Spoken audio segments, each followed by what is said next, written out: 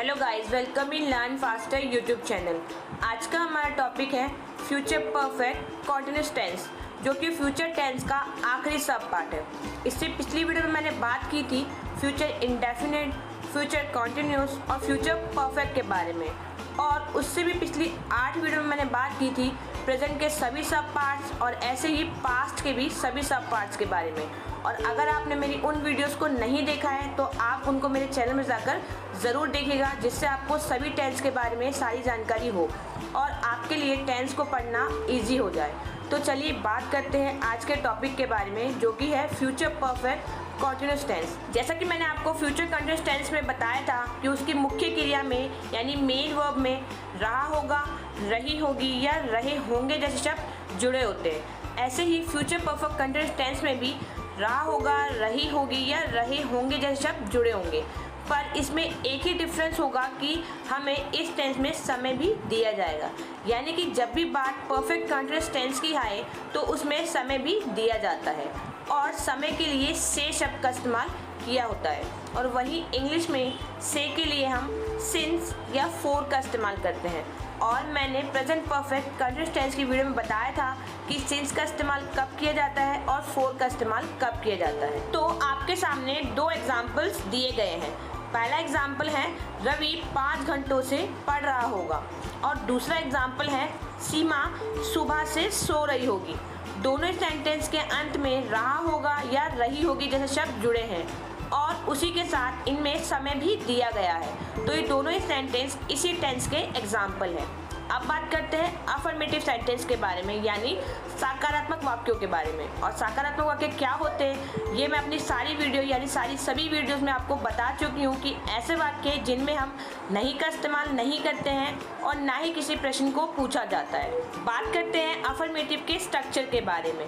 तो अफर्मेटिव में हम subject, will have been, verb में ing और ऑब्जेक्ट का इस्तेमाल करते हैं। उसके बाद सिंस या फोर का इस्तेमाल किया जाता है समय के अकॉर्डिंग, और लास्ट में समय का इस्तेमाल किया जाता है यानी टाइम का इस्तेमाल किया जाता है। तो चलिए देखते हैं अफर्मेटिव के एग्जाम्पल।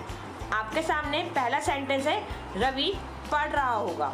इस सेंटेंस में आपको समय नहीं दिया गया है, तो ये सेंटेंस सिर्फ फ्यूचर कंटीन्यूअस टेंस का एग्जाम्पल है, यानी रवि विल बी रीडिंग। लेकिन दूसरा एग्जाम्पल है रवि 5 घंटों से पढ़ रहा होगा। Ravi will be reading for 5 hours. क्योंकि इसके अंत में रहा होगा और समय भी दिया गया है, तो इसको हमने फ्यूचर परफेक्ट कंटीन्यूअस के अकॉर्डिंग ही बनाया है, और ये सेंटेंस फ्यूचर परफेक्ट कंटीन्यूअस का अफर्मेटिव का एग्जाम्पल है। अब बात करते हैं कुछ और एग्जाम्पल की। तो दूसरा एग्जाम्पल है मोहन खेल रहा होगा। इस सेंटेंस में भी समय नहीं दिया गया है, तो यानी ये सेंटेंस भी सिर्फ फ्यूचर कंटीन्यूअस टेंस का एग्जाम्पल है। Mohan will be playing. Mohan सुबह से खेल रहा होगा। Mohan will be playing since morning. क्योंकि इसमें समय दिया गया था इसलिए हमने इसे फ्यूचर परफेक्ट कंटीन्यूअस टेंस के अकॉर्डिंग ही बनाया है। तो अब बात करते हैं नेगेटिव सेंटेंस की, यानी नकारात्मक वाक्य जिनमें हम नहीं का इस्तेमाल करते हैं और इंग्लिश में हम उसके लिए नॉट का इस्तेमाल करते हैं। तो इसके स्ट्रक्चर में हम subject, will not, have been, verb में ing और ऑब्जेक्ट का इस्तेमाल करेंगे। उसके बाद सिंस या फोर और टाइमिंग का इस्तेमाल होगा, यानी नॉट का इस्तेमाल विल हैव के मिडिल में होगा। तो चलिए देखते हैं नेगेटिव के भी एग्जाम्पल। पहला एग्जाम्पल है रवि 5 घंटों से नहीं पढ़ रहा होगा। Ravi will not have been reading for 5 hours. दूसरा एग्जाम्पल है राधा सुबह से नहीं खेल रही होगी। Radha will not have been playing since morning. और अब लास्ट बात करते हैं इंटरोगेटिव सेंटेंसेस के बारे में, यानी प्रश्नवाचक वाक्य। ऐसे वाक्य जिनमें हम WH वर्ड का इस्तेमाल करते हैं। और WH वर्ड क्या होते हैं ये मैं आपको सभी वीडियोस में, यानी जब भी मैंने बात की है इंटरोगेटिव सेंटेंसेस की, तो उसमें मैंने आपको बताया है कि WH वर्ड्स क्या होते हैं, और इसके लिए मैंने एक सेपरेट वीडियोस भी बनाई है। तो अगर आपने वो वीडियो नहीं देखी तो उसे ज़रूर देखिएगा। चलिए बात करते हैं इंटरोगेटिव के स्ट्रक्चर के बारे में। तो जब भी हम इंटरोगेटिव सेंटेंस की बात करेंगे तो उसमें हम WH वर्ड का इस्तेमाल सबसे पहले ही करेंगे, और उसके बाद विल हेल्पिंग वर्ब का इस्तेमाल होगा, फिर सब्जेक्ट और नॉट का इस्तेमाल होगा।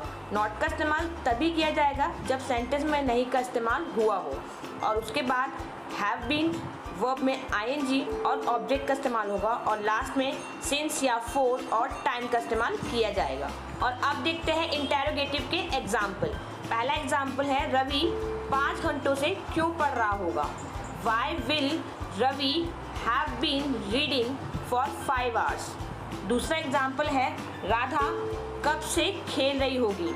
Since when will Radha have been playing? ये दोनों सेंटेंस इंटेरोगेटिव सेंटेंस के एग्जाम्पल है।